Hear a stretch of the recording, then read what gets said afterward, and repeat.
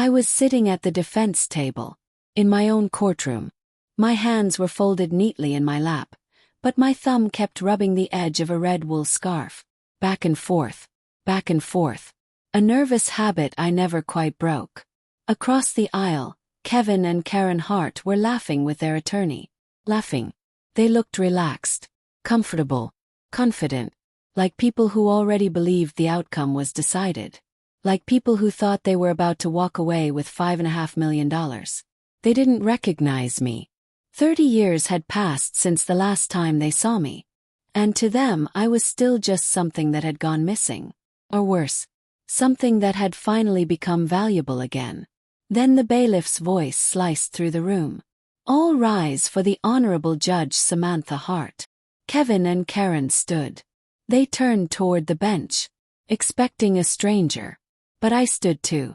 And when I walked past them, when I climbed the steps, when I took my seat behind the bench, their lawyer's smirk didn't fade. Froze.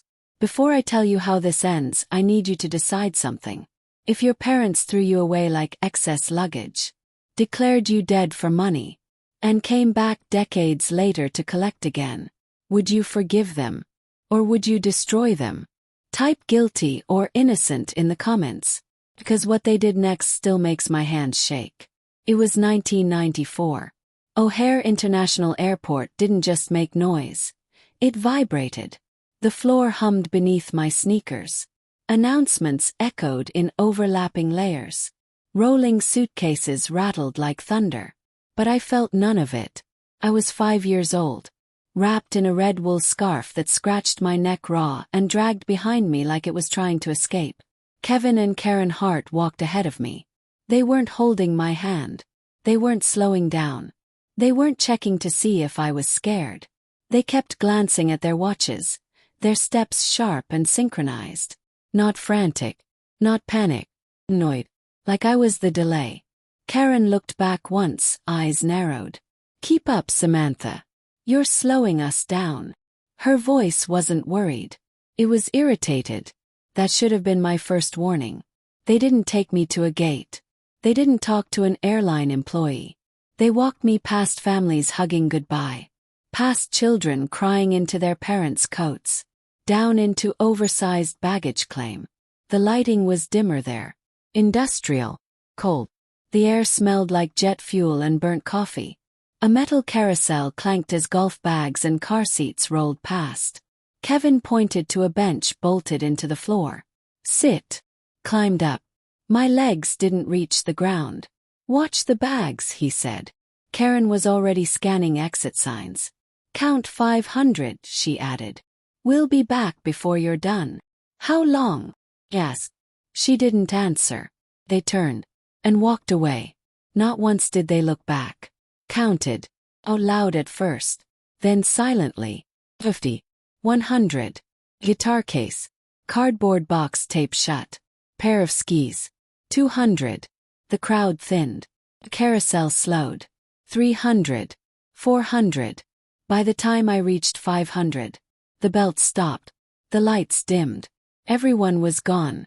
And in that moment, sitting alone on a cold bench in a place meant for things no one wanted to carry, I understood something that no child should. They weren't coming back. They hadn't gotten lost. The look on their faces hadn't been panic. It had been relief. I wasn't forgotten. I was discarded. The silence after the carousel stopped was worse than the noise. Pressed in. Filled my ears. Crawled into my chest and sat there. I didn't cry. Couldn't. I just froze. That silence followed me for years. For 4 years after that night I barely spoke. Teachers called me shy. Doctors called it selective mutism. Called it survival. Because silence felt safer than asking for something and being left again. Security guard noticed me first. Then a man stepped out from behind a pillar. He'd been watching, waiting, to see if anyone would come back. He knelt in front of me but didn't touch me. "My name is William," he said. "I saw them leave. I'm sorry." He didn't lie. He didn't tell me everything would be okay. He told me the truth. And somehow that saved me. William stayed. through police reports, through foster care, through paperwork that smelled like dust and old ink. Eventually, through life. He wasn't loud. He wasn't emotional. But he was consistent. He taught me something simple. People prove love by staying. William died quietly. No headlines. No crowd. Just a small service. I wore the red scarf. When the lawyer read the will, I expected a house. Maybe a small savings account. Instead, he slid a thick portfolio across the table. $5,500,000. William wasn't just an accountant. He'd been an angel investor. He'd lived small so he could give big. And he gave it all to me. The news broke 2 days later. Local judge inherits secret fortune. And 48 hours after that, my parents came back. Not with a phone call. With a lawsuit. Fraud. Kidnapping. Estate theft. Kevin and Karen Hart versus Samantha Hart. They claimed William stole me. They claimed they searched for decades. They demanded the money. Every word was fiction. But it was beautifully written fiction. I didn't cry.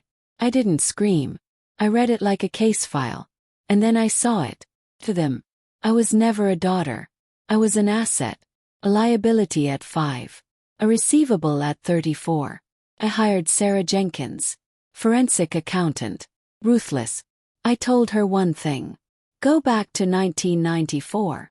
3 days later she found it.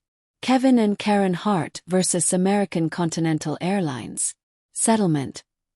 $450,000. And the affidavit. They had declared me presumed deceased. They sold my life once. And now they were back to sell me again. They cried on cue. They played grieving parents. The courtroom believed them. Until my attorney called one witness. The defense calls Megan Hart. Their other daughter. The one they kept. She told the truth. About the lies. About the gambling. About the ghost sibling they used to pay bills. Then the affidavit hit the bench. The judge read it. Her face hardened. Either you committed fraud then, or perjury now. There was no escape. I stood. Walked into the aisle. Looked at them. Not with fear. With clarity. You sold me. You didn't lose me. You liquidated me. You signed my death certificate for cash. Karen tried to cry. I stopped her. The daughter you had died in Terminal 3. But ghosts don't forget. The gavel slammed.